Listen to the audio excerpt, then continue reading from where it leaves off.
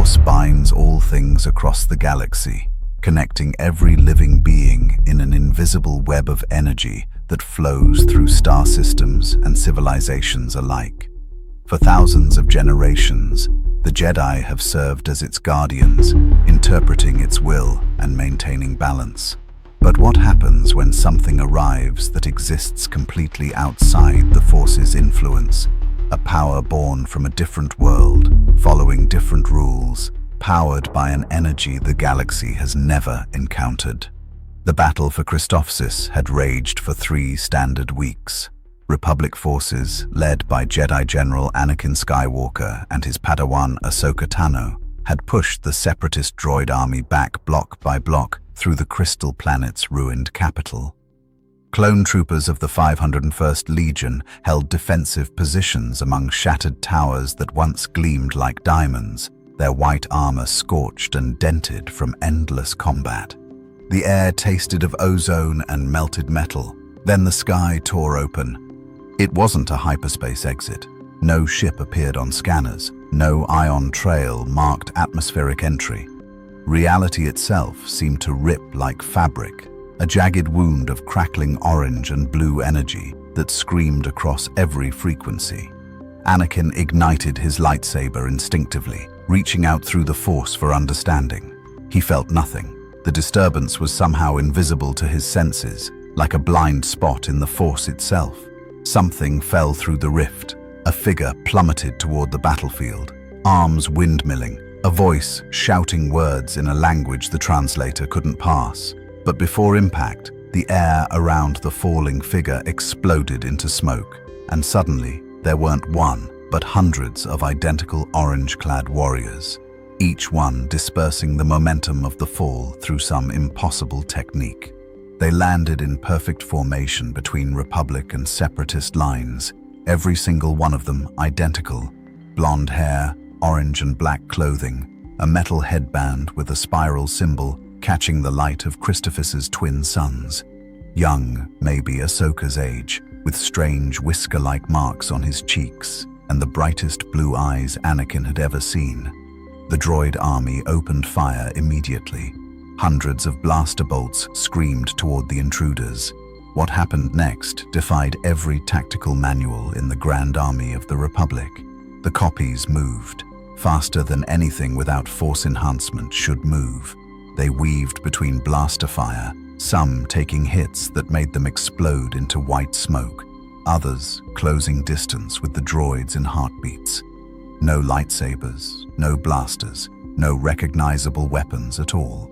Just their hands and feet, moving in patterns that looked like dance and struck like artillery. One copy slammed a spinning sphere of pure blue energy into a droid, and the war machine didn't just break, it disintegrated, pieces scattering across 50 meters. Another copy kicked a battle droid so hard it flew backward and took out 3 more behind it. A third ran up the side of a building, defying gravity itself. What the? Ahsoka's Montrol twitched with confusion. Master, what is that? Anakin watched the chaos unfold, his tactical mind processing the impossible. These weren't droids, they were identical organic copies, each moving independently with their own intelligence. And that energy attack, it wasn't a weapon. It had come from the warrior's own hand. I don't know, Anakin admitted, deactivating his lightsaber. But I think we just got reinforcements. The battle droids never stood a chance. Within 3 minutes, the Separatist forward position was destroyed, smoke rising from hundreds of wrecked machines. The copies all vanished in simultaneous puffs of white smoke, leaving only one figure standing in the center of the devastation. The blonde warrior looked around, taking in the ruined city, the clone troopers, the Jedi, and the smoking remains of the droids. His expression shifted from combat focus to complete bewilderment. Okay, he said in accented basic, rubbing the back of his head. This definitely isn't the Hidden Leaf Village. If you want to see more characters enter the Star Wars galaxy, hit that subscribe button and drop the name of a character you'd want to see in the comments below. May the Force be with you. Captain Rex approached cautiously, blaster raised but not aimed. Identify yourself. Are you Republic or Separatist? The stranger blinked. I'm Naruto Uzumaki, future Hokage of the Hidden Leaf. He struck a pose with his thumb pointed at his chest, grinning despite the smoking battlefield. And I have no idea what those words mean. Believe it. The interrogation room aboard the Republic cruiser Resolute had seen its share of separatist prisoners, double agents, and confused civilians caught in the war's crossfire. It had never seen anyone quite like Naruto Uzumaki. Anakin leaned against the wall, arms crossed, studying the young warrior who sat backwards on his chair like he was at a ramen stand instead of a military debriefing. Ahsoka stood beside her master, her confusion evident in the way her head-tails twitched. Captain Rex remained by the door, helmet under his arm, his expression caught between suspicion and curiosity. "Let's start simple," Anakin said. "Where are you from?" "The Hidden Leaf Village, like I said." Naruto's enthusiasm hadn't dimmed despite 2 hours of increasingly bizarre questions. "In the Land of Fire, you know, one of the 5 great nations." He paused, registering their blank stares. "You seriously don't know where that is?" "We have charts of every system in the known galaxy," Ahsoka said carefully. "There's no planet called Land of Fire." Naruto's confident grin faltered. "Okay, that's really weird. What about the elemental nations, the Shinobi Alliance?" More blank stares. His voice rose with worry. "You've got to at least know what chakra is." Anakin exchanged glances with Ahsoka. The word meant nothing to either of them. "Never heard of it. Look, kid, we're trying to help you here, but you're not making it easy. That trick you pulled with the copies, how did you do it without the Force?" "The what now?" "The Force," Ahsoka explained, stepping forward. "The energy field that connects all living things. Jedi use it to..." She paused, lifting a datapad from the table with her mind. It floated gently between them before settling back down. Naruto's eyes went wide. "Whoa! How'd you do that without hand signs?" "Hand signs?" Anakin pushed off the wall. "What are you talking about?" For the first time since they'd brought him aboard, Naruto looked genuinely uncertain. His hands moved through a rapid series of positions, too fast to fully track, ending with his fingers pressed together in front of his chest. Like this, shadow clone jutsu. The room filled with white smoke.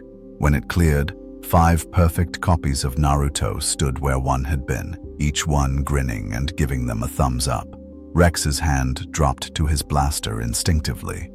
"Stand down, Rex," Anakin ordered, though his own hand had drifted toward his lightsaber.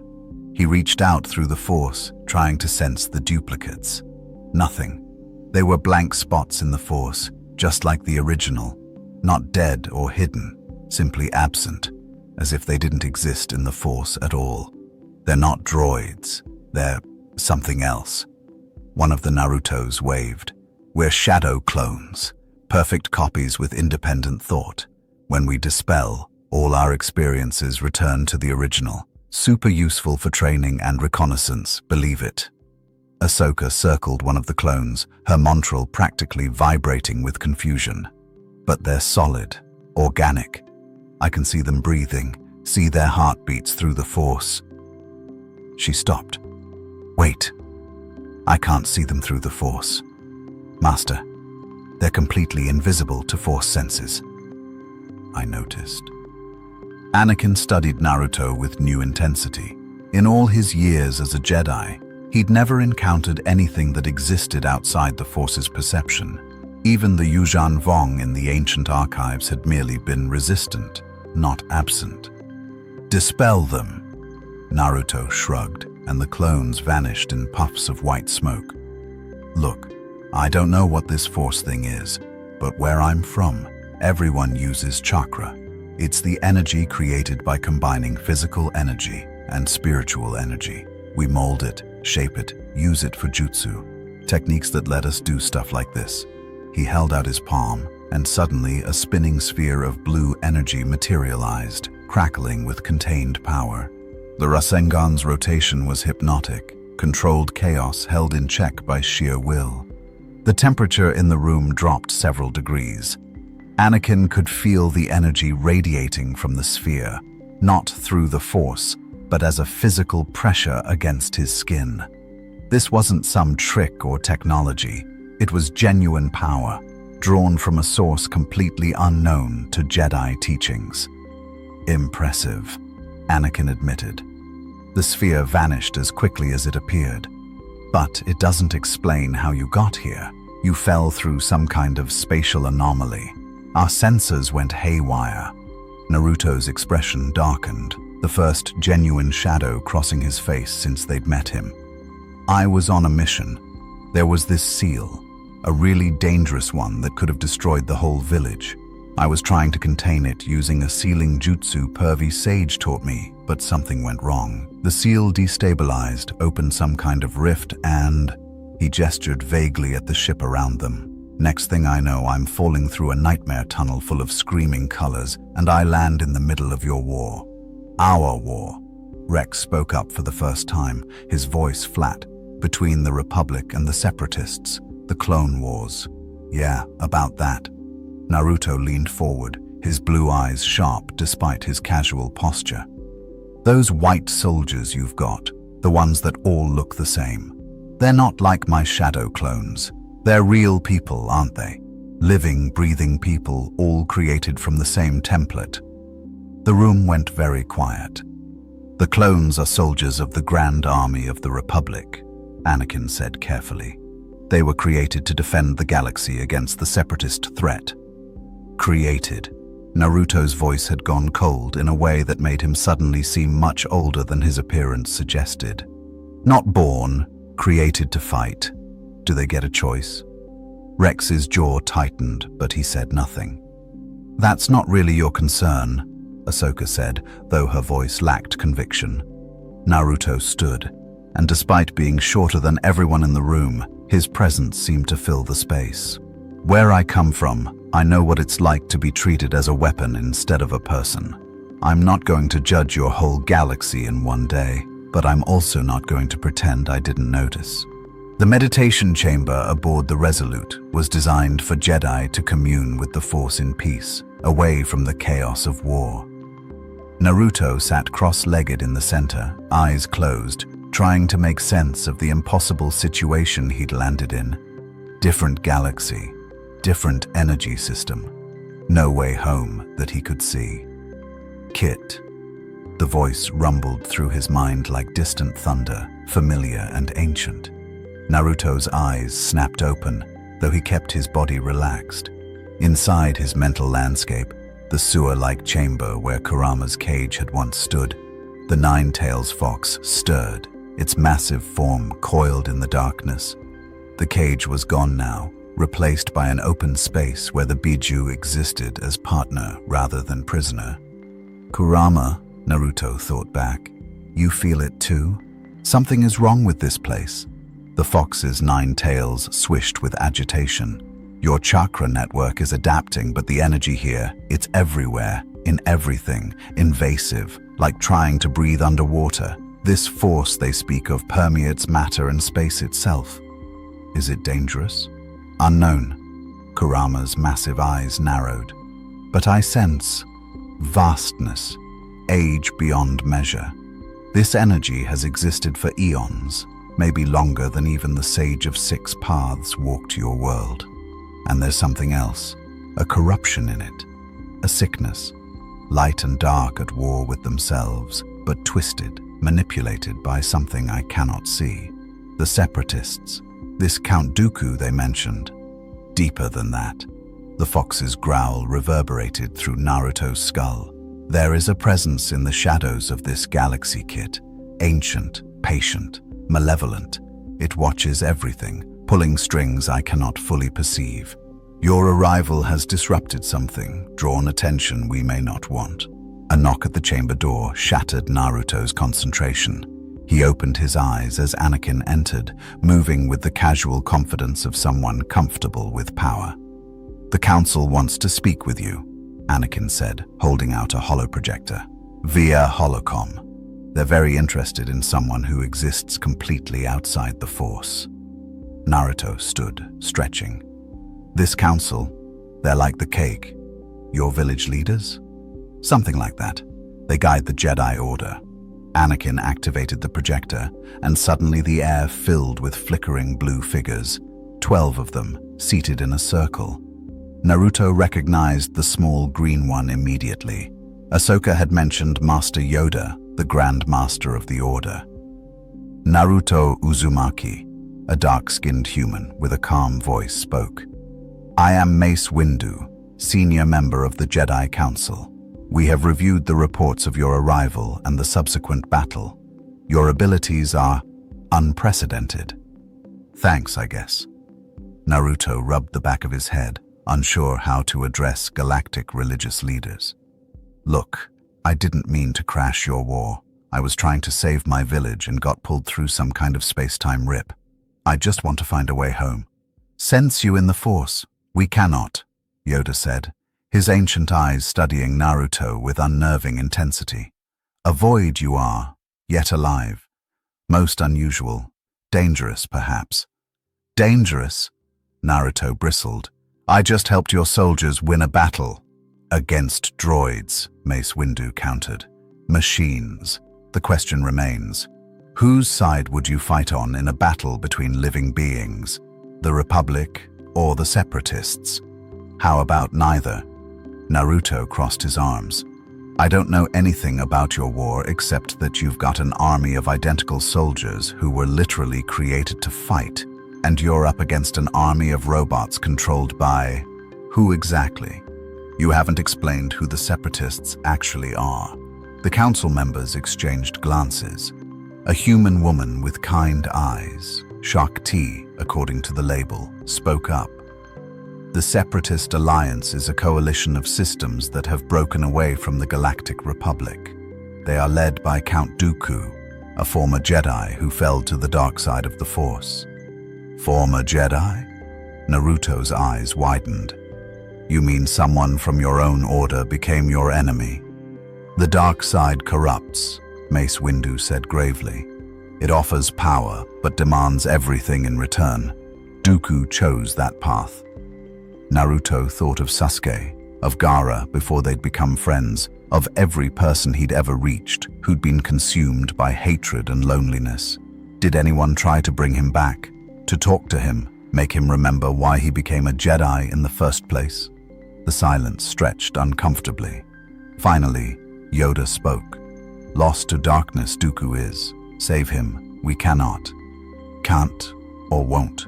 The challenge in Naruto's voice made Anakin shift uncomfortably. You speak of things you don't understand. Mace Windu's tone hardened. The dark side is not something that can be reasoned with. It is a cancer that must be cut away. Kit, careful, Kurama warned internally. These Jedi are powerful but rigid. Their philosophy has blind spots. Naruto took a breath, forcing himself to calm down. Getting into arguments wouldn't help. Okay, look, I'm sorry. I'm just trying to understand your galaxy. Where I come from, I've brought back people who everyone thought were lost. My friend Gaara was literally possessed by a demon and tried to kill me. And now he's the Kazekage, the leader of his village. I've seen hatred turn to understanding. So forgive me if I don't immediately accept that someone's beyond saving. Anakin's expression shifted, something like respect flickering across his features.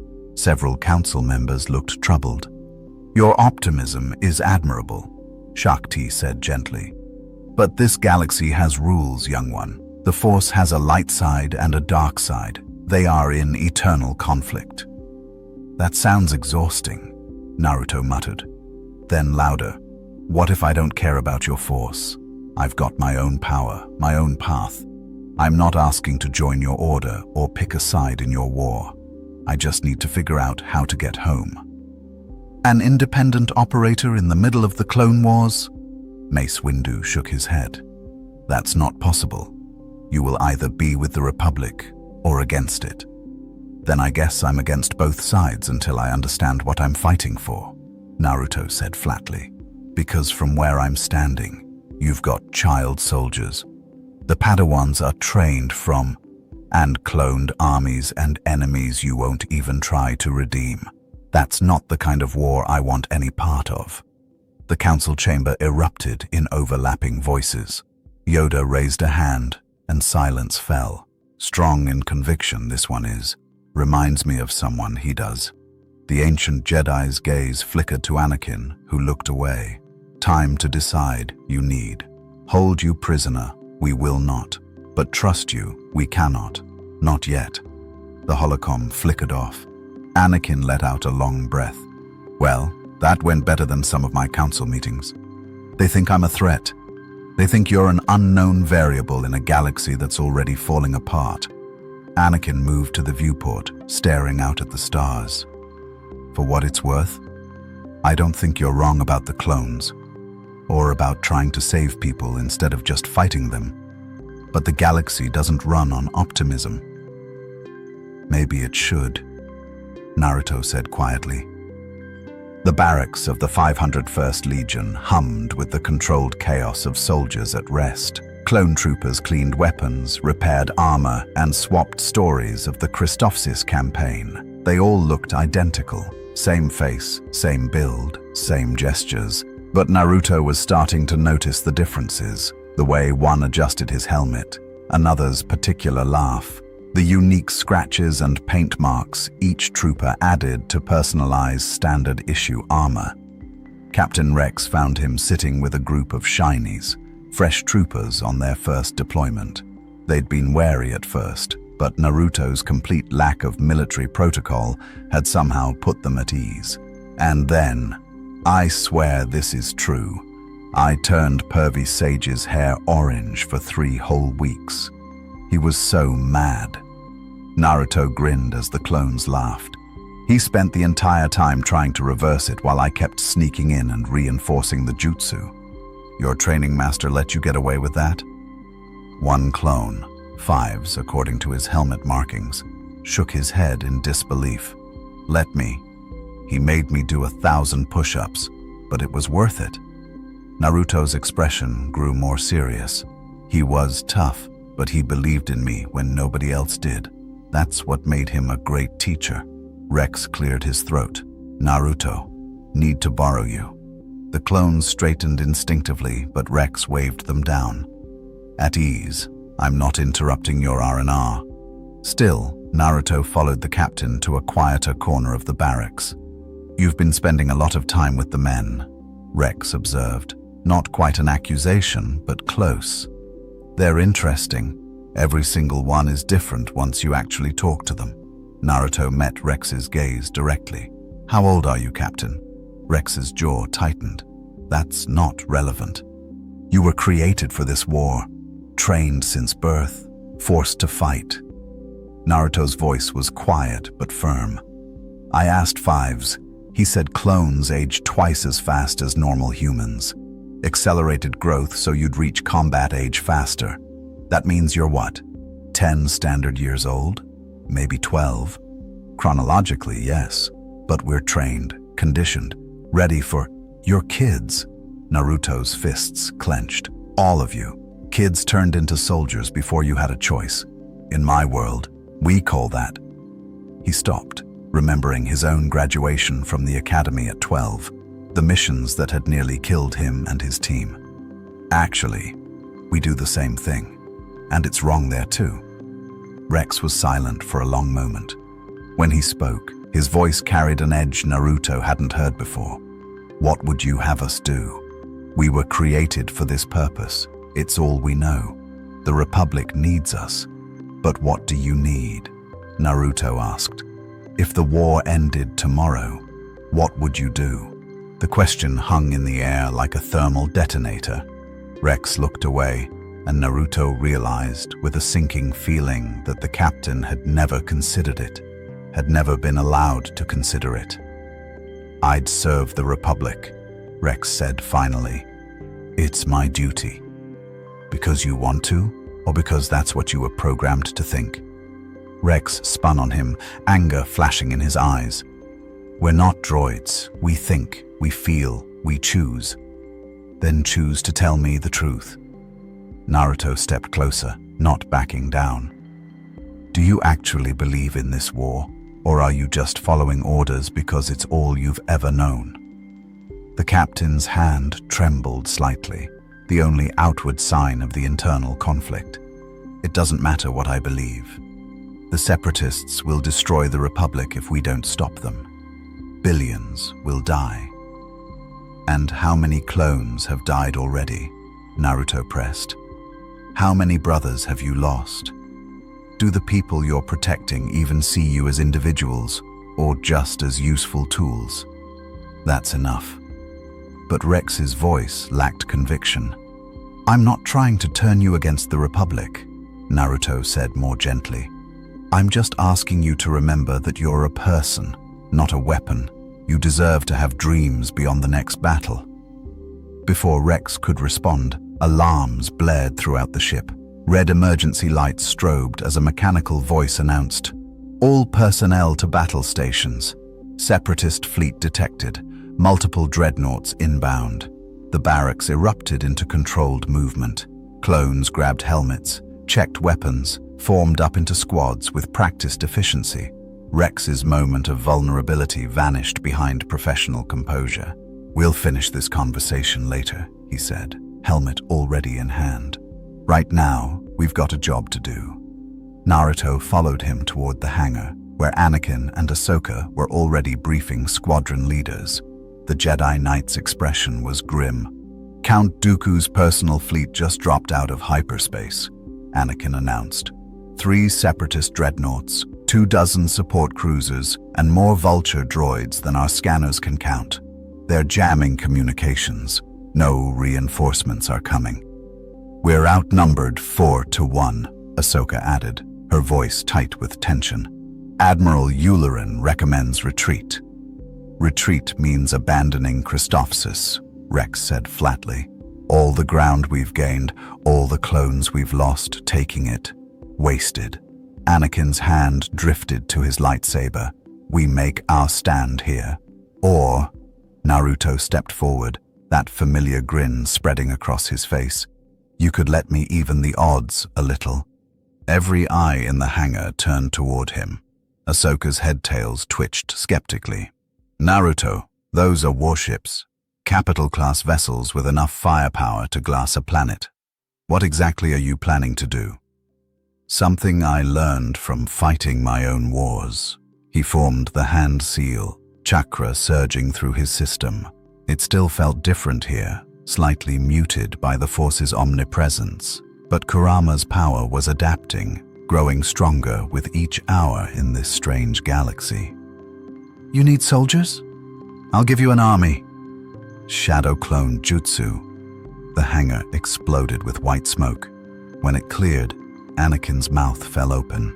Where one Naruto had stood, there were now 500 identical copies, each one grinning with the same confident energy, each one ready for battle. They filled the hangar deck from wall to wall, a sea of orange and blonde. "Okay," one Naruto said, cracking his knuckles. "Who's ready to crash some ships?" Rex stared at the impossible army, then slowly removed his helmet. For the first time since Naruto had met him, the captain was smiling, really smiling. "You magnificent, insane lunatic." "I get that a lot, believe it," all 500 Narutos said in unison. Ahsoka looked at her master. "Did we just get our own clone army?" "Better," Anakin said, igniting his lightsaber with a wild grin that reminded Naruto uncomfortably of himself. "We got ours with personality. Rex, get those Elat gunships loaded. We're going on offense." "Sir?" Rex blinked. "Against 3 dreadnoughts?" "Against 3 dreadnoughts," Anakin confirmed. "If Naruto can make 500 of himself, I want to see what happens when we drop them directly onto enemy ships. Boarding action. We take the bridges, disable their command structure, turn this ambush around." "That's the craziest plan I've ever heard," Ahsoka protested. "It'll work," Naruto said confidently, his clones already moving toward the gunships with the ease of experienced soldiers. Back home, I once infiltrated an enemy base with 1,000 clones. Trust me, when your enemy is expecting a handful of elites, an entire army of one guy really messes with their heads. The Elat gunship shuddered as it punched through the Resolute's magnetic field and into open space. Naruto gripped the overhead handle, orange jumpsuit standing out starkly against the white armor of the clone troopers packed around him. Through the open side doors, he watched vulture droids swarm like mechanical insects, their weapons lighting up the void with crimson streaks. 30 seconds to target, the pilot shouted over the comm. Brace for evasive maneuvers. The gunship banked hard, and Naruto's stomach lurched. Space combat was nothing like the aerial battles he'd trained for. No air resistance, no sound, just silent explosions blooming like deadly flowers across the black canvas. Then he saw it. The lead separatist dreadnought. The Invincible, according to the tactical readout. It stretched across his view like a floating city, bristling with turbo laser batteries and launching bay after launching bay of droid fighters. And standing on the bridge, visible through the viewport, was a figure in dark robes. Count Dooku. Anakin's voice crackled through Naruto's borrowed comlink. The Jedi Knight was in the lead gunship, already engaging vulture droids with impossible precision. Intel confirms he's personally commanding the assault. If we take him down, the fleet falls apart. Naruto felt Kurama stir within him. That one is dangerous, Kit. I sense the corruption I warned you about, but also great power. He wields this dark side like a master. Good thing I specialize in beating masters, Naruto thought back. The gunship rocked violently as a blast clipped its wing. Clones maintained perfect discipline, weapons ready, faces hidden behind helmets. But Naruto could feel their tension. These men knew the odds, knew that most of them wouldn't make it back. All units, this is Captain Rex. Boarding zone in 10 seconds. Shadow clones, you're up first. Clear the landing bay so the rest of us can follow. Naruto grinned. 300 of his clones were spread across multiple gunships, all ready to create chaos. You heard the captain. Let's show these droids what a real shinobi can do. The gunship's bay doors opened fully as they entered the dreadnought's atmospheric shield. The landing bay stretched before them, massive, filled with battle droids already forming firing lines. Red blaster bolts screamed toward the Republic craft. Naruto didn't wait for landing. He jumped. The fall was 50 meters, but he'd fallen farther during training on Mount Myoboku. He tucked, rolled, landed in a crouch as blaster fire converged on his position. A dozen bolts should have torn through him. Instead, they hit a log that exploded into splinters, substitution jutsu, adapted on instinct. He reappeared behind the first line of droids, Rasengan already forming in his palm. The spinning sphere of chakra slammed into a super battle droid's chest, and the machine didn't just break, it exploded outward, taking 3 more droids with it in a cascade of sparking metal. Roger, Roger, what is that? A droid's vocabulator crackled in panic before Naruto's kick sent its head flying across the bay. Then his clones arrived. The landing bay became a whirlwind of orange, black, and blue. Naruto clones poured from the gunships like a flood, each one an independent fighter with all of the original skills.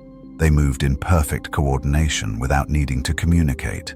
Every clone knew what the others were thinking because they were all the same person. The droids never had a chance. Their programming was designed for conventional warfare, for enemies that followed predictable patterns. How do you fight an army where every soldier is the same person? Where defeating one means nothing because there are hundreds more? Where the enemy can literally be in 5 places at once? Secure the landing bay! Rex's voice cut through the chaos as clone troopers rappelled down, adding disciplined blaster fire to Naruto's close combat assault. Push toward the bridge! Move, move, move! Naruto dispelled 50 of his clones, absorbing their memories and chakra. The information flooded back. Droid positions throughout the ship, security weak points, patrol routes, He pointed toward a blast door. "That corridor leads to the main bridge. Follow me." Anakin dropped from his gunship, lightsaber blazing blue light, Ahsoka right behind him with her green blade. Together, the three of them became an unstoppable wedge, cutting through droid resistance like it wasn't there.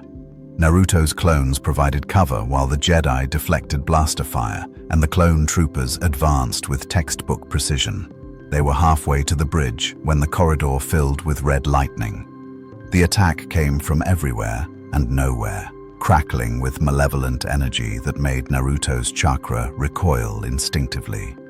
10 of his clones exploded into smoke, not from physical damage, but from the sheer wrongness of the energy. It felt like hatred given form, corruption made manifest. Count Dooku stepped around the corner, his curved lightsaber ignited, red blade humming with menace. He was older than Naruto expected, with white hair and a beard, but his movements carried predatory grace. Behind him stood a pale woman with twin lightsabers, Asajj Ventress. Ahsoka had mentioned her in the briefings.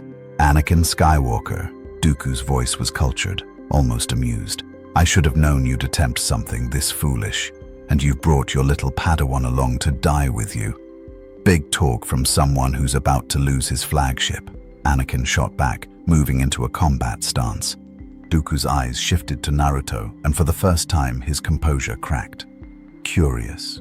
You are not force-sensitive, yet you command power I do not recognize. What manner of being are you?" Naruto Uzumaki, future Hokage. Naruto created 3 clones beside him, all 4 forming Rasengans simultaneously. "And I'm the guy who's about to wreck your whole day. Fascinating." Dooku raised his free hand, and force lightning erupted forth, not at Anakin, but at Naruto and his clones. The dark side energy was agony. It bypassed physical defenses, attacking the very essence of what made Naruto alive.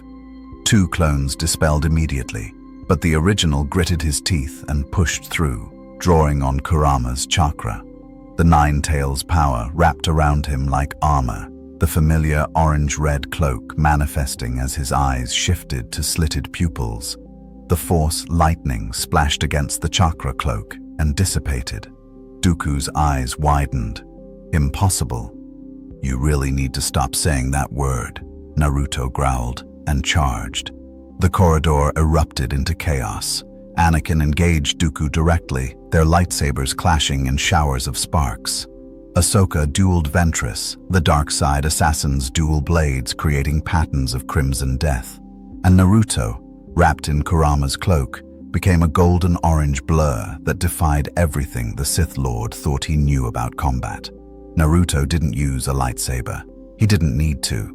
His taijutsu, enhanced by the Nine Tails chakra, let him deflect Ventress's lightsaber strikes with his bare hands, the chakra cloak protecting him from the plasma blades. He moved like water, like wind, like something that refused to be pinned down.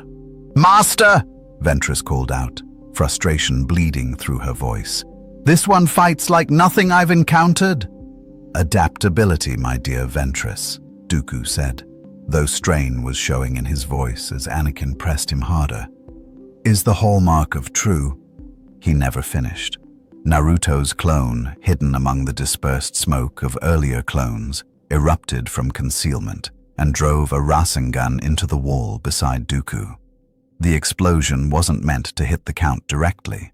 It was meant to destabilize the corridor's structural integrity. The wall buckled. Emergency bulkheads slammed down, separating Dooku and Ventress from the main battle. On the other side, Naruto could hear the Sith Lord's frustrated curse. The Bridge of the Invincible sprawled before them like a command center from a nightmare. Tactical droids coordinated the fleet assault from raised platforms, while battle droids stood guard at every entrance. Holographic displays showed the space battle in real time, Republic ships taking heavy damage, fighters exploding in silent fury, the resolute venting atmosphere from multiple hull breaches. Naruto's clones had cleared the path, but it had cost him. Of the 300 he'd created, barely 100 remained. and each dispelled clone sent exhaustion rippling back to the original. His chakra reserves were vast, but even he had limits, and fighting in a force-saturated galaxy was like running uphill through mud. "We take the bridge, we take the ship," Rex said, checking his charge pack. The clone captain had fought his way through the corridors with mechanical efficiency, but Naruto could see the toll in the way he moved, favoring his left side where a blaster bolt had scorched his armor. Anakin deactivated his lightsaber, breathing hard. Dooku won't stay trapped for long. That bulkhead will delay him maybe 3 minutes. He looked at Naruto with new respect. That was smart thinking, using the explosion to separate them instead of fighting both Sith at once. Pervy Sage always said, "The best victories are the ones where you don't have to fight at all," Naruto replied, though Kurama's chakra cloak had receded, leaving him looking more tired than he wanted to admit. "Besides, I've fought enough enemies to know when someone's way out of my league." "Dooku's powerful," Ahsoka agreed, her own breathing labored. "One of the best duelists in the galaxy. Master Windu barely defeated him last time they fought." "Then it's a good thing we're not trying to beat him in a straight fight." Naruto created 20 more clones despite his depleting reserves. "We're just here to steal his ship." The bridge assault was brutal and fast. Naruto's clones poured through every entrance simultaneously, while clone troopers provided covering fire. Tactical droids attempted to coordinate a defense, but their programming couldn't adapt to the sheer chaos of fighting an opponent who could be everywhere at once. One Naruto engaged 3 super battle droids in close combat. Another used transformation jutsu to impersonate a tactical droid, creating confusion in the chain of command. A third planted explosive tags on critical control consoles, a technique he'd learned from Konoha's demolition experts. Within 2 minutes, the bridge was secured. "All Republic forces, this is Captain Rex," the clone captain announced over the ship-wide comm. "The Invincible is under Republic control. Separatist forces, stand down or be destroyed." The response was immediate, and not what they expected. "Negative, Republic scum." The voice belonged to a super tactical droid, its mechanical tone devoid of fear or hesitation. "Per protocol override Ventress 7, all ships are to target the Invincible and fire. Count Dooku's orders are absolute. The ship must not fall into enemy hands." Ahsoka's face went pale. "They're going to destroy their own flagship?" "With us on it," Anakin confirmed, his hands already flying over the navigation console. "Rex, get our people back to the gunships. Now!" But Naruto was staring at the tactical display, watching as 2 separatist dreadnoughts rotated their turbo-laser batteries toward the Invincible, watching as Republic clone troopers throughout the captured ship scrambled for evacuation, watching as the separatist fleet prepared to sacrifice thousands of their own droids to eliminate a handful of Republic soldiers. His fists clenched. "How long until they fire?" 60 seconds, Anakin said grimly. "Maybe less." "How long for everyone to evacuate?" 3 minutes, minimum. Rex's voice was hollow. He knew what that meant. Some of his brothers wouldn't make it off. The laws of time and space didn't negotiate. Naruto felt Kurama's presence surge forward. "Kit, you're thinking something stupid. When do I ever think something smart? There are limits even to your chakra. If you try what I think you're trying, then I guess we'll find out together, furball." "Everyone get to the gunships," Naruto ordered, surprising himself with the command in his voice. "I'll buy you time." "Naruto, you can't," Ahsoka started. "Yes, I can." He was already creating clones, pulling on reserves he barely had left. Shadow clone jutsu, mass production. The bridge filled with white smoke. When it cleared, there weren't hundreds of Narutos. There were thousands. They packed the corridors, filled the engineering sections, crowded every critical system throughout the massive warship, each one taking a position at a structural support point, at a shield generator, at an energy relay. The original Naruto stood at the bridge's main viewport, staring out at the separatist fleet as targeting lasers painted the Invincible's hull. His hands moved through seals he'd practiced since childhood, channeling chakra in ways that would have killed a lesser shinobi. "In my world," he said quietly, "there's a technique called the summoning jutsu. You use chakra to create a contract with powerful beings. Call them when you need help." His eyes shifted to Kurama's slitted pupils, the nine-tails chakra flooding his system. "But I've got something better than a summoning contract. I've got a partner who's been with me since birth." "This is insane," Kurama growled.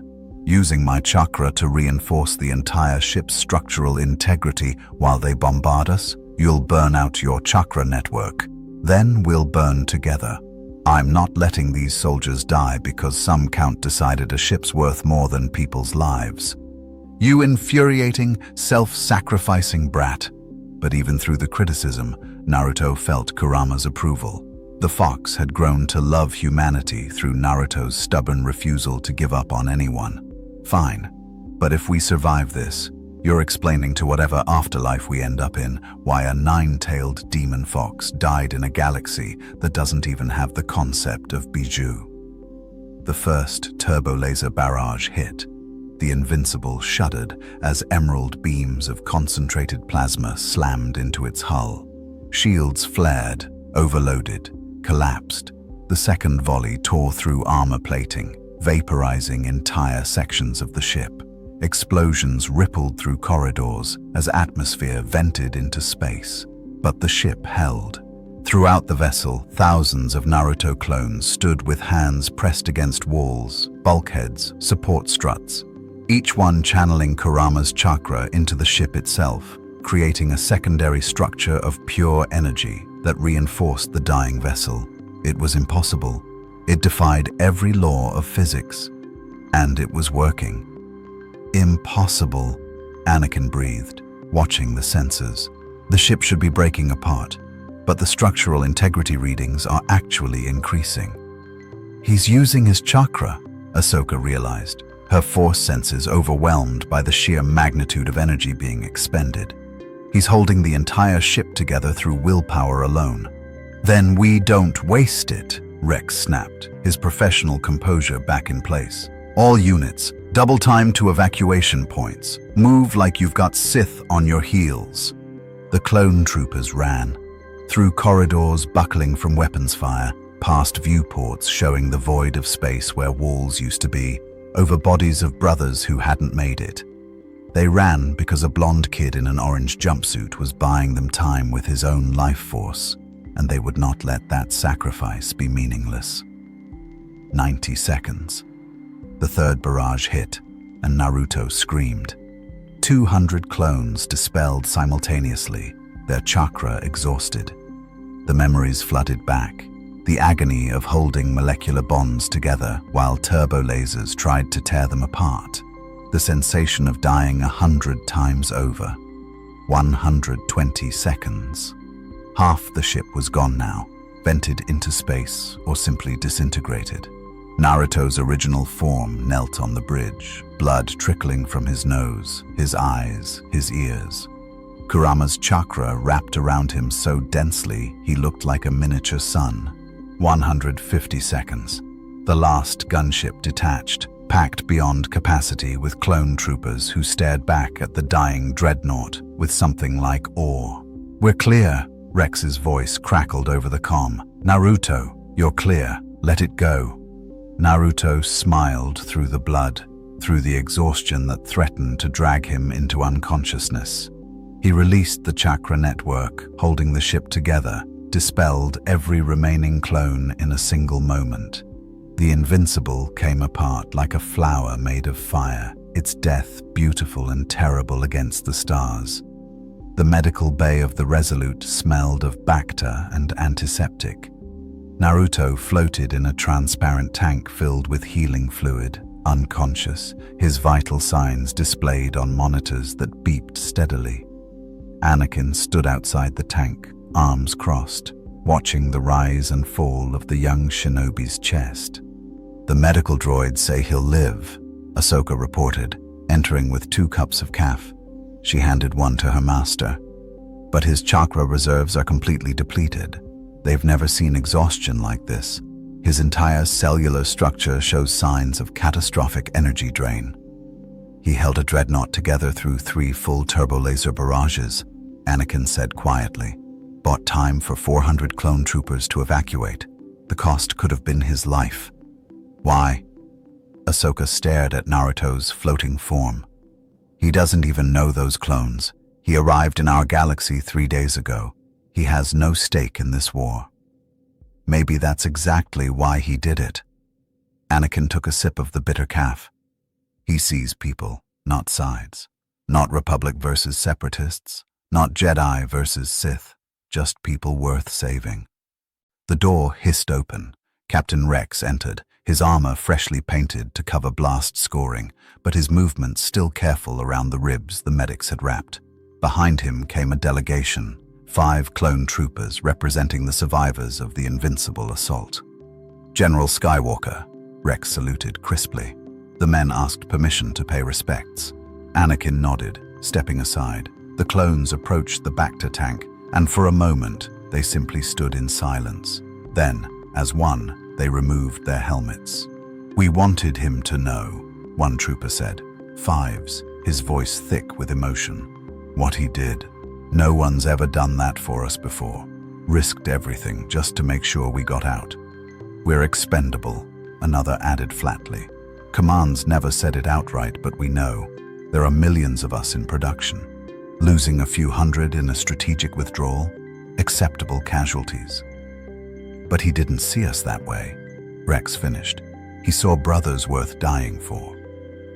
Ahsoka felt tears prick her eyes. She'd grown up in the Jedi Temple, taught that attachment led to suffering, that peace required emotional distance. But watching these clones, these men who'd been created as property and told their lives had calculated value, honor someone who'd seen their worth as immeasurable, she wondered if the Jedi had lost something essential in their philosophy. The Bacta tank's monitoring system beeped. Naruto's eyes flickered open, not fully conscious, but aware, his gaze fixed on the clones standing vigil, and despite his weakness, he smiled. Then his eyes closed again, drifting back into healing sleep. He heard us, Five said with certainty. Good. Rex replaced his helmet, but his voice carried new conviction, because when he wakes up, the 501st owes him a debt, and we pay our debts. 3 days later, Naruto woke to the sound of arguing. Absolutely not. The council has forbidden it. That was Ahsoka's voice, unusually sharp. The council isn't here, Anakin, matching her intensity. And they don't get to dictate what information I share with someone who saved 400 Republic soldiers. Master, if they find out you told an unaffiliated civilian about... Naruto groaned, sitting up. His body ached like he'd fought Madara Uchiha all over again, but at least he was alive. Could you two argue quieter? My head's killing me. Both Jedi turned. Ahsoka's relief was immediate and visible. Anakin just grinned. Welcome back to the land of the living. The medical droids said you were going to sleep for a week. How long was I out? 72 hours. You're lucky your healing factor is apparently superhuman. They said a normal person would have died from chakra depletion like that. Naruto flexed his fingers, feeling the familiar flow of chakra returning to his system. Weak but present. Kurama's presence stirred in his mind, equally exhausted but recovering. The clones from the ship. Did everyone make it? Everyone, Ahsoka confirmed. Because of you. They've been asking about you constantly. Captain Rex wanted to personally thank you, but we told him you needed rest. I should be thanking them. Naruto swung his legs off the medical bed, ignoring the dizziness. They're the ones fighting every day. I just did what anyone would do. No, Anakin said seriously. You did what a Jedi should do, but often doesn't. You chose people over strategy, lives over objectives. He paused, seeming to come to a decision. That's why I want to tell you something the Council wouldn't approve of. Anakin, Ahsoka warned. She's right to be worried. What I'm about to tell you could be considered treason if the wrong people find out. Anakin's blue eyes were intense. But you deserve to know what you're actually caught up in. Naruto leaned forward. I'm listening. This war, the Clone Wars, it's not what it seems. The Republic and Separatists aren't just political enemies who couldn't negotiate. The whole conflict was manufactured. Anakin pulled up a holographic display. 3 years ago, a Jedi Master named Sifo Dyas secretly commissioned the clone army from Kamino. He died before he could explain why. Then Count Dooku, a former Jedi, left the Order and somehow ended up leading the Separatist movement. That does seem suspicious, Naruto admitted. It gets worse. The clones, all of them, have something called inhibitor chips implanted in their brains during creation. The official story is their behavioral modification biochips to prevent aggressive behavior. But some of us suspect they're for something else, something darker. Ahsoka looked uncomfortable, but didn't contradict him. And there's one more thing, Anakin continued. The Jedi have been sensing a darkness growing in the Force for years, something orchestrating events from the shadows. We believe there's a Sith Lord hidden somewhere in the Republic itself, pulling strings on both sides of the war. Naruto's eyes widened. You're fighting a war where you don't even know who the real enemy is? Now you understand why the Council is so paranoid about unknown variables like you. They're afraid of making the wrong move and playing into whatever plan is unfolding. But they're so focused on not making the wrong move that they're not making any moves at all, Naruto said. It reminded him of the third Hokage, paralyzed by trying to serve every interest, unable to take the decisive action that might have prevented so much suffering.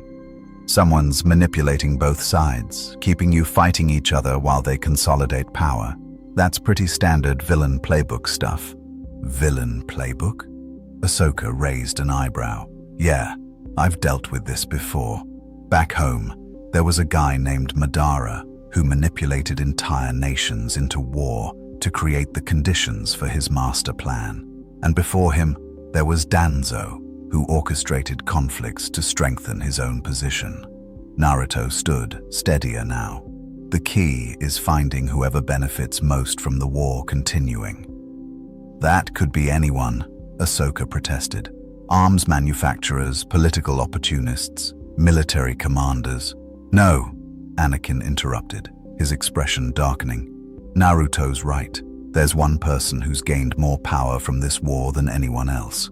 Someone who's been granted emergency powers, control of the clone army, and near dictatorial authority over the Republic. He looked at them both. Supreme Chancellor Palpatine. The name hung in the air like a curse. You think your own Chancellor is the Sith Lord? Naruto asked carefully. I think it's possible, and I think if we're right, then every battle, every clone death, every Jedi who falls, all of it is exactly according to his plan. The observation deck of the Resolute offered a panoramic view of hyperspace, the infinite blue-white tunnel of faster-than-light travel. Naruto stood with his palms pressed against the transparent steel, watching reality stretch and bend in ways that still made his head hurt. Thinking about home, he turned to find Rex approaching, the captain's armor spotless, helmet tucked under his arm. The clone had that particular walk, the one that said he was off duty but never truly at rest. Yeah, Naruto admitted, wondering if anyone's looking for me. If Sakura and Kakashi-sensei think I'm dead, if the village is okay without me. He laughed bitterly. Stupid, right? I'm worried about them while I'm the one stuck in another galaxy. Not stupid. Rex joined him at the viewport. That's called caring about your team, your family. He was quiet for a moment. I've been thinking about what you said, about choice. Rex, I wasn't trying to. You were right. The captain's voice was firm. I've spent 3 years fighting this war, losing brothers, following orders, never questioning whether those orders made sense, whether we were accomplishing anything beyond more death. He looked at Naruto directly. You risked your life for clones you'd known for 3 days. Most citizens barely register our existence. To them, we're equipment, property, tools that fight so they don't have to. That's wrong, Naruto said flatly. It's reality. Or it was, until you showed me something different. Rex's jaw tightened. I can't speak for the whole Grand Army, but the 501st remembers what you did. And if you ever need us, for anything, we're with you, not because of orders, because of choice. Before Naruto could respond, the ship shuddered violently. Red alert klaxons screamed as the vessel dropped out of hyperspace with bone-rattling force. Through the viewport, a planet materialized, arid, dusty, with two suns beating down on endless desert. Tatooine, Rex identified immediately. Outer Rim, why did we? The ship's comm crackled to life. All hands, this is Admiral Yularen. We've been pulled out of hyperspace by an Interdictor-class cruiser. Separatist ambush. Battle stations. Repeat. Battle stations. Naruto and Rex sprinted toward the bridge, arriving just as Anakin and Ahsoka burst through the opposite entrance. The main viewport showed 3 separatist frigates forming a blockade, and behind them, the distinctive silhouette of an interdictor, a ship designed specifically to drag other vessels out of hyperspace with artificial gravity wells. It's a trap, Ahsoka said unnecessarily. Brilliant deduction, Snips. Anakin was already scanning tactical displays. They knew our route. Someone leaked our hyperspace coordinates. Or predicted them, came a new voice over the comm. The holoprojector flickered to life, revealing Count Dooku's aristocratic features. Behind him stood Asajj Ventress, her expression murderous. Hello, Skywalker. I trust you enjoyed your victory at Christophsis. I must admit, your new ally's abilities are impressive. If you're here to surrender, Dooku, we accept, Anakin shot back. Surrender? The Sith Lord's laugh was genuinely amused. No, my young friend. I'm here to extend an offer to your pet anomaly. His gaze shifted, seeming to look directly at Naruto through the hologram. Naruto Uzumaki, the shinobi from beyond the stars, you interest me greatly. Naruto stepped forward, meeting the holographic gaze. The feeling's not mutual, old man. Such hostility. And here I thought we might find common ground. Dooku's expression became calculating. You come from a world of shinobi, warriors who use chakra, who understand that power and pragmatism go hand in hand. Yet you've allied yourself with the Jedi, who preach peace while commanding an army, who speak of justice while enslaving millions of clones to fight their battles. I'm not allied with anyone, Naruto corrected. I helped people who needed help. That's different. Is it? Tell me, young shinobi, what do you think happens to those clones when the war ends, assuming the Republic wins, which I assure you they will not? Dooku's voice dropped, becoming almost conspiratorial. They are property. Legally speaking, they have no rights, no citizenship, no future beyond military service. The Jedi use them as expendable soldiers while maintaining their moral superiority. Does that sound like the side you wish to support? Naruto felt the words like physical blows because they were true. He'd seen it in the clone barracks, in the way officers spoke about casualty numbers like inventory losses, in the way the Jedi Council debated clone deployment like moving pieces on a game board. The Separatists are no better, Ahsoka interjected. You use droid armies to terrorize innocent systems.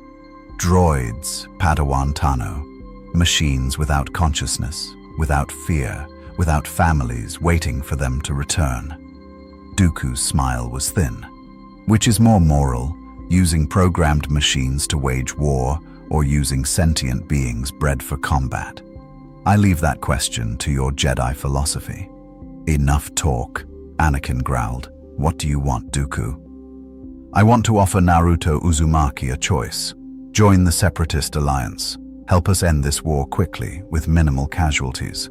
We can offer resources, information about interdimensional travel that might return you to your world, and most importantly, his gaze fixed on Naruto again.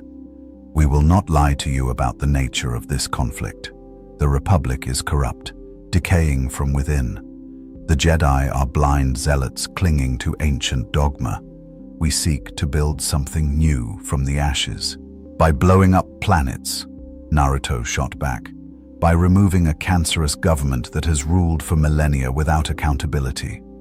Dooku's expression hardened. "Make no mistake, young shinobi. You stand at a crossroads. One path leads to serving the Jedi and their hypocritical war. The other leads to true understanding of this galaxy's darkness and the power to change it." Naruto felt Kurama's presence surge within him.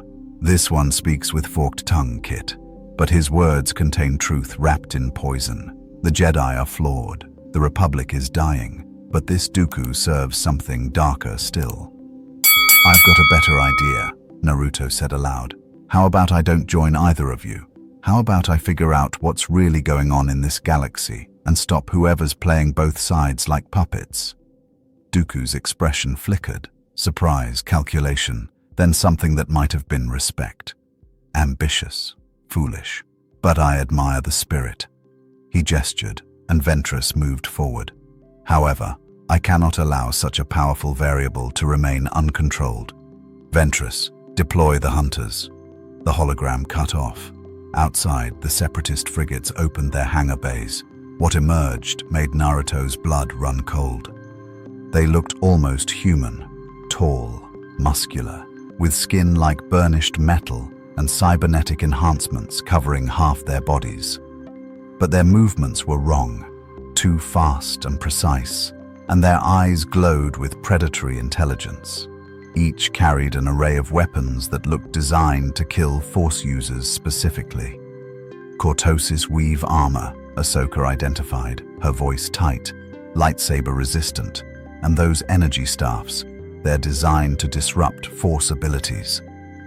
20 of them, Rex reported, converging on our position. "They're not after the ship," Anakin realized. "They're after Naruto. This whole ambush was designed to capture him." The hunters latched onto the Resolute's hull with magnetic clamps, beginning to cut through the outer armor with plasma torches. They'd be inside within minutes.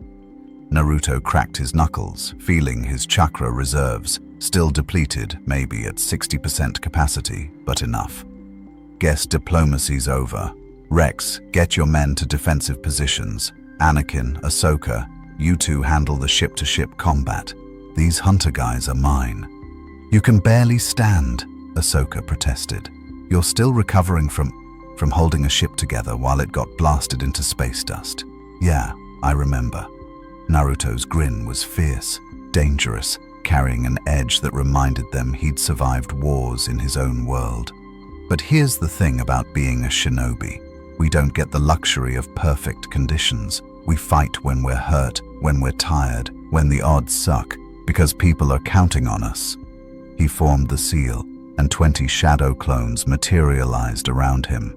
"Besides, I've been wanting to test something. Kurama and I have been adapting to your Force-saturated galaxy. Time to see if we can give these hunters a surprise." The first hunter breached the hull. It stepped through molten metal onto the bridge, raising weapons that crackled with energy designed to incapacitate organic targets. Naruto's clone met it head-on with a Rasengan that had orange-red chakra swirling through the blue. The collision created an explosion that sent the hunter flying backward through the hull breach, its cortosis armor cracked and sparking. "Come on then," Naruto shouted as more hunters poured through. "Let's see what you've got." The Resolute's corridors became a war zone unlike anything the ship had witnessed. Naruto's clones spread throughout the breach points, engaging the cortosis armored hunters in brutal close-quarters combat. The enhanced soldiers moved with inhuman speed, their weapons designed to counter Force users proving equally effective against conventional opponents. But Naruto Uzumaki was far from conventional. One hunter swung an energy staff that crackled with anti-Force properties, the kind of weapon that had felled Jedi Knights. Naruto's clone caught it mid-swing, the Nine-Tails chakra cloak manifesting around his forearm like burning armor. The cortosis didn't matter. Chakra wasn't the force, followed different rules, flowed through different channels in reality.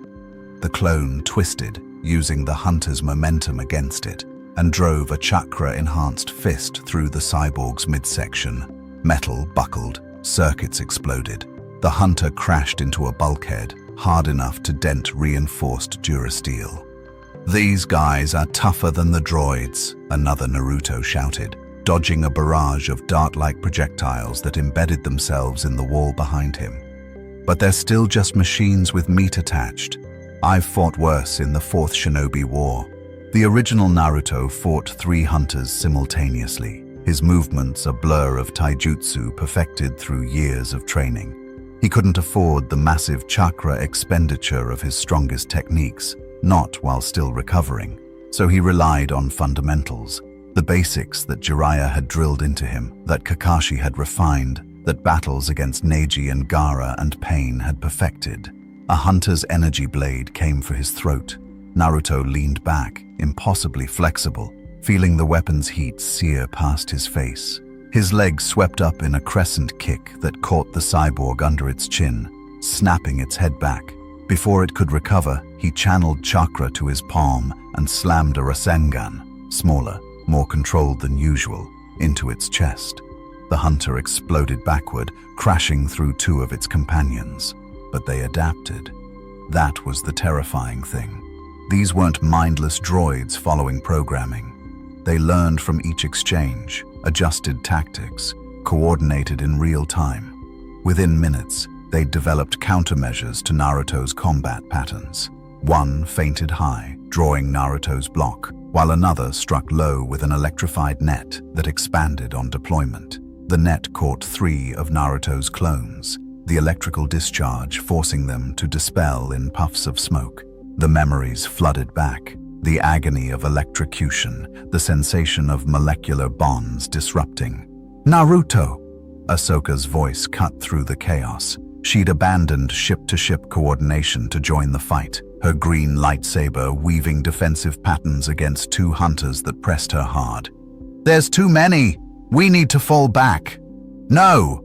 Naruto formed more clones despite his depleting reserves. "If we let them deeper into the ship, they'll slaughter everyone. This is the choke point. We hold here." Captain Rex and the 501st had established firing positions, their blasters adding supporting fire. But conventional weapons barely scratched the cortosis armor. One clone trooper, Fives, switched to an EMP grenade, lobbing it into a cluster of hunters. The electromagnetic pulse disrupted their cybernetics, giving Naruto's clones the opening they needed to press the attack. "Good thinking," Naruto called out. "Rex, tell your men, target the joints. The armor's weakest where they need to move." The clone troopers adjusted with military precision, focusing fire on knee joints, elbow articulations, neck mechanisms. It wasn't enough to stop the hunters, but it slowed them, created vulnerabilities that Naruto's clones exploited ruthlessly. Then Anakin arrived, and the battle shifted. The Jedi Knight moved through the hunters like a force of nature, his lightsaber cutting through cortosis armor that was supposedly lightsaber resistant. Except Anakin didn't just cut.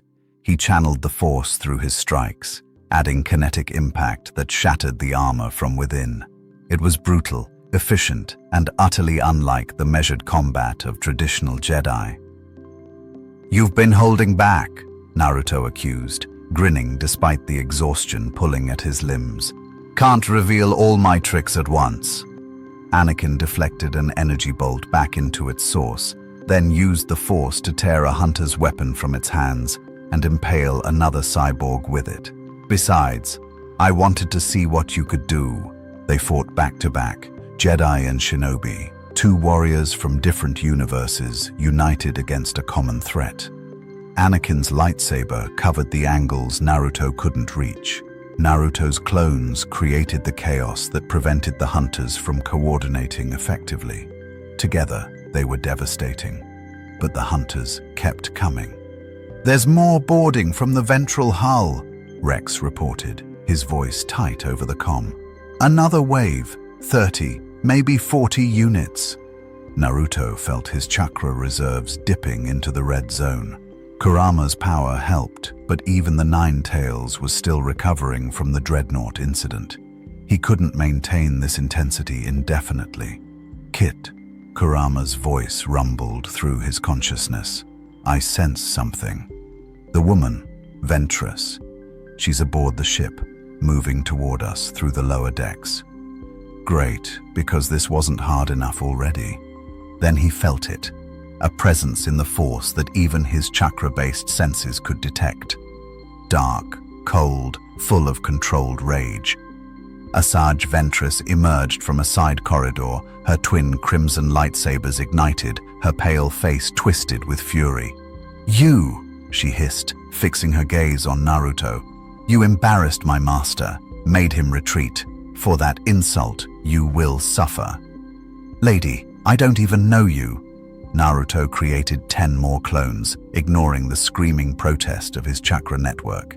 "But if you're with Dooku, then yeah, I'm happy to embarrass you too." Ventress was faster than the hunters, more skilled than any opponent Naruto had faced in this galaxy. Her fighting style was aggressive, unpredictable, powered by dark side rage that made her strikes hit like thermal detonators. She tore through 5 of his clones in as many seconds, each dispelling, sending exhaustion rippling through the original. Anakin moved to intercept, but 3 hunters blocked his path, forcing him into a separate engagement. Ahsoka was pinned down by 4 more.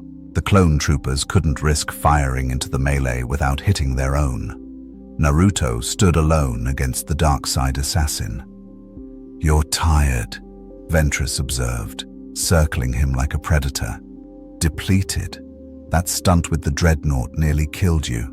You're operating on willpower and desperation." Her smile was cruel. "I will enjoy breaking you." "Yeah? Well, I've heard that speech before." Naruto dropped into a combat stance, one hand behind his back, forming the seal for his ace in the hole. "Here's the thing about desperation. It makes you creative." Ventress lunged, both lightsabers coming for his throat. Naruto's clone, the one he'd secretly created and hidden using transformation jutsu, exploded from beneath the floor grating where it had been waiting. The Rasengan it carried slammed into Ventress from below, the attack completely unexpected. The dark side assassin shrieked, thrown upward by the impact. Her lightsabers extinguished as she lost her grip, her body crashing into the ceiling hard enough to crack the reinforced material. But she recovered mid-fall, using the force to right herself, landing in a crouch with murder in her eyes. Blood trickled from her mouth, but she was smiling. Clever, but tricks won't save you from... She never finished.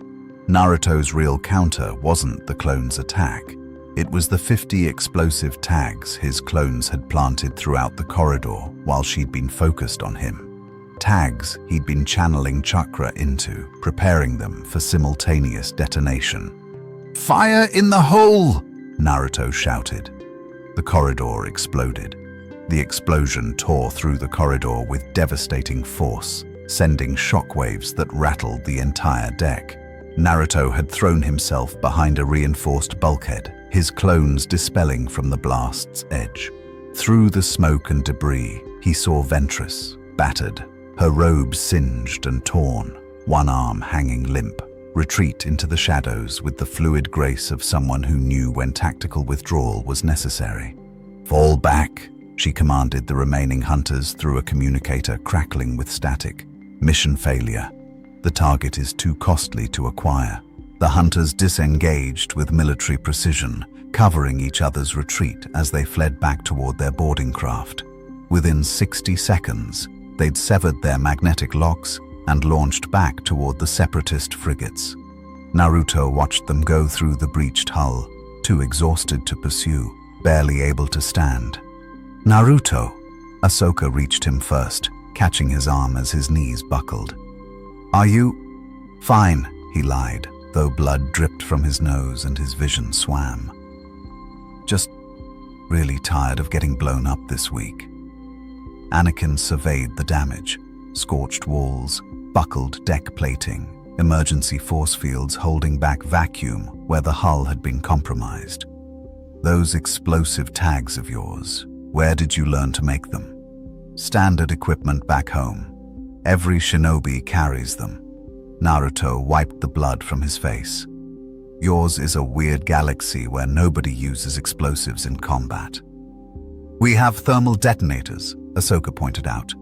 Yeah, but those are just grenades. My tags respond to chakra control. I can place them, leave them dormant for hours, then detonate them remotely when needed. Naruto managed a weak grin. Ventress never saw it coming.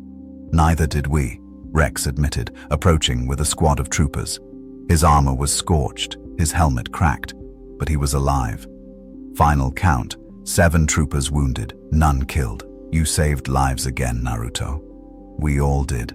Naruto looked at the clones.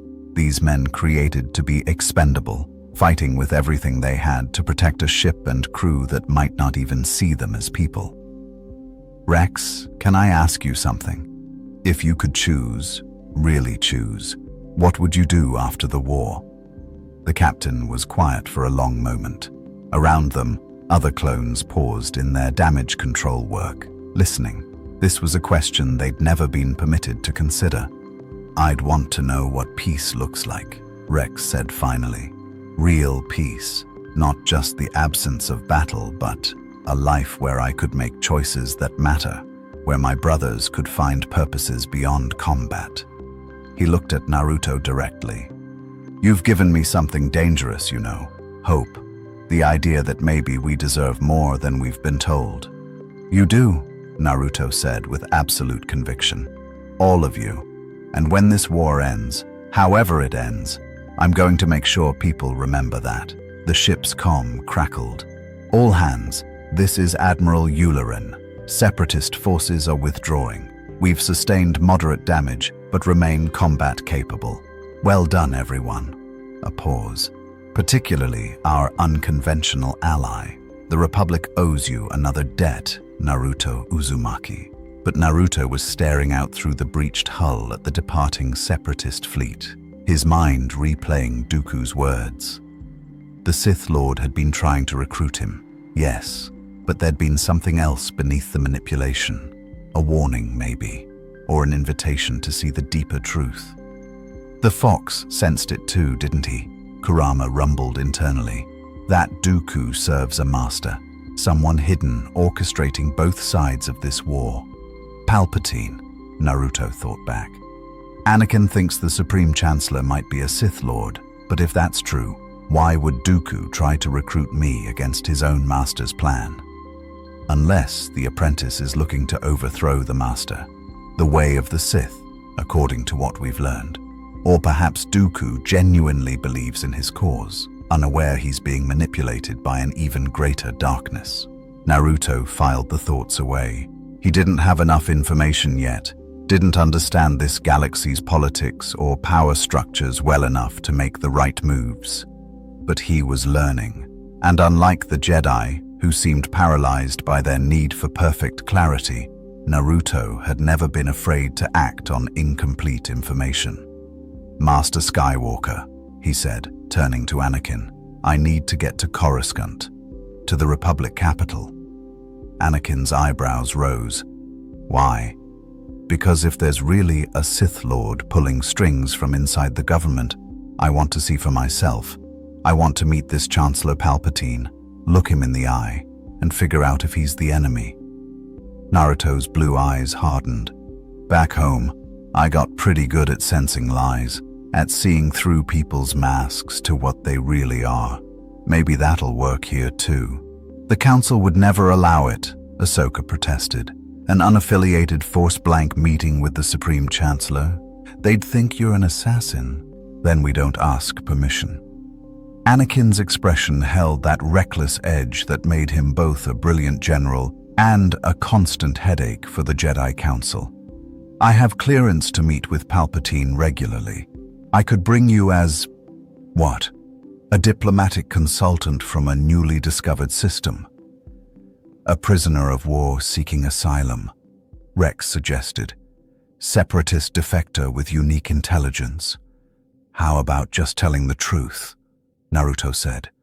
I'm someone from another world who wants to understand this one before choosing sides. If Palpatine's really a Sith Lord manipulating everything, he'll either try to recruit me like Dooku did, or he'll try to eliminate me. Either way, we'll know. That's an insane plan, Ahsoka said flatly. I specialize in insane plans. They work surprisingly often. Anakin laughed, genuinely laughed for the first time since Naruto had met him. You know what? Fine. We'll go to Coruscant. You'll meet Palpatine, and we'll see what happens when an unstoppable optimist meets an immortal schemer. His expression sobered. But Naruto, if he is what we think he is, he's more dangerous than Dooku, than Ventress, than anyone you've fought so far. He's been playing this game for decades, maybe centuries. He doesn't make mistakes. Good thing I'm not trying to beat him at his own game, Naruto replied. I'm going to play mine. See, there's this technique I learned back home. My friends call it talk no jutsu. It's how I turned a guy who destroyed my entire village into someone who sacrificed his life to save it. It's how I stopped a war and united the shinobi nations. His grin was fierce, confident, carrying the weight of battles won through words rather than fists. If Palpatine's really a Sith Lord, he's expecting manipulation, combat, force powers. He's not expecting a stubborn kid from another universe who refuses to give up on people. Rex exchanged glances with his brothers. Something passed between them. A decision made without words. The kind of instant understanding that only comes from shared experience and absolute trust. The 501st stands with you, Rex said formally. Whatever you need, wherever this takes you, you've earned our loyalty, Naruto Uzumaki, not as soldiers following orders, but as brothers honoring a debt. Around the damaged corridor, clone troopers removed their helmets. Fives, Echo, Kix, Jesse, Hardcase, each one meeting Naruto's eyes, each one making the same silent pledge. Naruto felt something tight in his chest, the same feeling he'd had when Iruka first acknowledged him, when Team 7 became a family, when the entire Shinobi Alliance stood behind him against Madara. He'd been in this galaxy less than a week, and somehow he'd found people worth fighting for. Thank you, he said quietly. All of you. I won't let you down. Ahsoka watched the exchange, her force senses reading the genuine emotion flowing between the shinobi and the clones. She thought of the Jedi code, of the warnings against attachment, of the philosophy that said emotional distance created clarity. But looking at Naruto, exhausted, bleeding, barely able to stand, yet somehow inspiring absolute loyalty in soldiers bred for obedience, she wondered if the code had led the Jedi astray. We should get you to medical, she said gently. You've done enough for one day. Yeah. Naruto let her and Rex support him as they walked toward the medical bay. Behind them, clone troopers began repair work, welding hull breaches and replacing damaged systems. The ship would survive. They all would, for now. But as Naruto drifted toward unconsciousness, Kurama's voice echoed one final warning. The shadow is watching, Kit. Your actions have drawn its attention. Whatever comes next, we will face opposition unlike anything we've known. Be ready. I'm always ready, Naruto thought back, though exhaustion pulled him under. That's kind of my thing. The hyperspace journey to Coruscant gave Naruto 3 days to recover, to train, to prepare for what came next. He spent hours in the cargo bay practicing chakra control, relearning how to mold his energy in a force-saturated galaxy. Kurama guided him, the Nine Tails' ancient wisdom adapting techniques that had served them in one universe to function in another. Rex and the 501st taught him about galactic politics, about the Republic's structure, about the subtle ways the war had transformed democracy into something darker. Ahsoka shared Jedi philosophy, not to convert him, but to help him understand the people he'd be navigating around.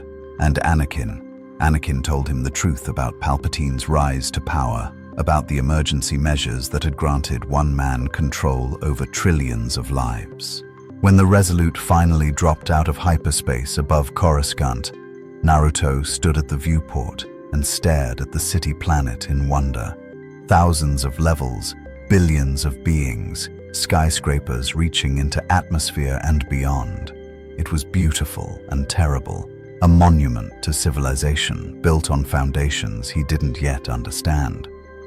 "Ready?" Anakin asked, dressed in formal Jedi robes rather than battle armor. "No," Naruto admitted honestly, "but I'm going anyway. That's kind of how I do things." They took a diplomatic shuttle down to the Senate district, where the Supreme Chancellor maintained his offices. Security was tight, clone troopers in red armor, scanning equipment, multiple checkpoints. But Anakin's clearance opened doors that would have remained closed to anyone else.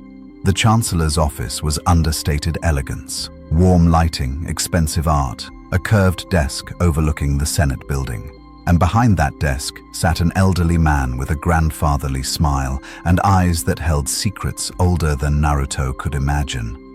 "Anakin, my boy," Palpatine rose, genuinely pleased. "And this must be the remarkable young man I've heard so much about. Naruto Uzumaki, yes? The warrior from beyond the stars who saved 400 Republic soldiers." Naruto met those eyes and felt Kurama recoil.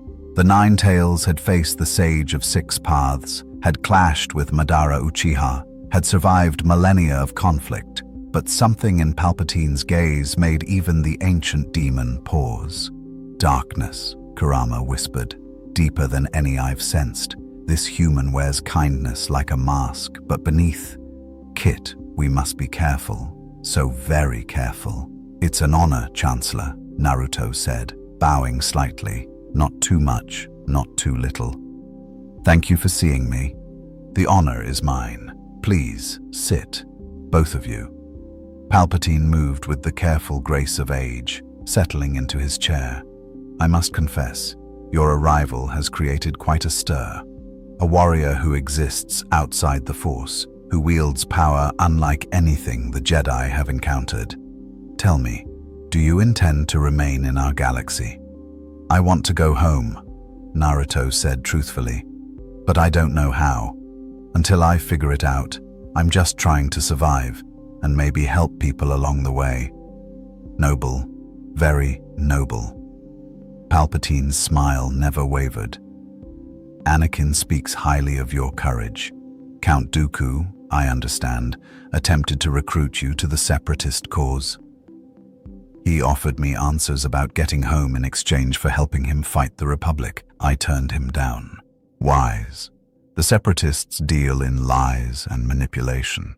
Though I must say," Palpatine leaned forward slightly, "their criticism of the Republic is not entirely without merit. We are a flawed institution, young Naruto.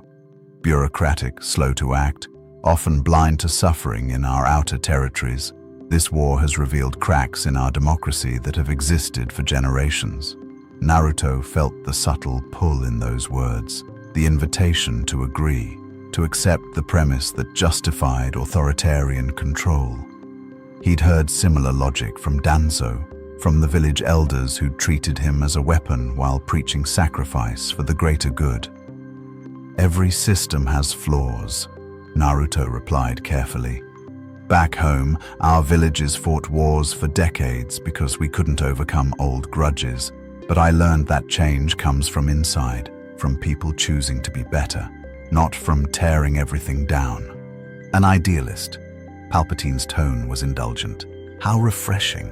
The galaxy could use more of your optimism, Naruto Uzumaki. Perhaps, in time, you might consider serving the Republic? Your unique abilities could save countless lives, end this war sooner, bring peace to suffering worlds." There it was, the recruitment pitch wrapped in humanitarian concern. Naruto glanced at Anakin, saw the tension in his mentor's jaw, the way his hand rested near his lightsaber. "I'll think about it," Naruto said. "But I need to understand this galaxy better first. See more than just battlefields and warships. Maybe visit some of those suffering worlds you mentioned. Hear what regular people think about the war." Something flickered in Palpatine's eyes. Annoyance, maybe, or calculation. But the grandfatherly mask never slipped. "Of course, take all the time you need. The Republic will be here when you're ready." He stood, signaling the meeting's end. "Anakin, might I have a word in private?" Naruto nodded, stepping outside. Through the door, he could hear muffled voices but couldn't make out words. Kurama, however, could sense emotions. The way Palpatine's warmth toward Anakin felt different, more genuine, like a master craftsman appreciating a favored tool. When Anakin emerged 5 minutes later, his expression was troubled. "Well?" Naruto asked as they walked toward the shuttle pad. "He wants you monitored. Says it's for your protection, but..." Anakin trailed off. "He also asked me to report on your activities, to make sure you don't become a threat to Republic security. And will you?" Anakin met his eyes. "I'll tell him what he needs to hear to keep him from seeing you as an enemy. But the truth? I think you're right about him. There's something wrong there, something I can't quite see but can feel in the Force like a blind spot, a void that watches and plans." They boarded the shuttle in silence. As Coruscant fell away beneath them, Naruto made a decision. He couldn't fight Palpatine directly, not yet, not without understanding the full scope of whatever plan was unfolding, but he could do what he did best: find people worth saving, build connections, create bonds that tyrants couldn't break. If Palpatine's power came from manipulation and isolation, from turning people into weapons and systems into chains, then Naruto would counter it with something the Sith Lord couldn't predict or control.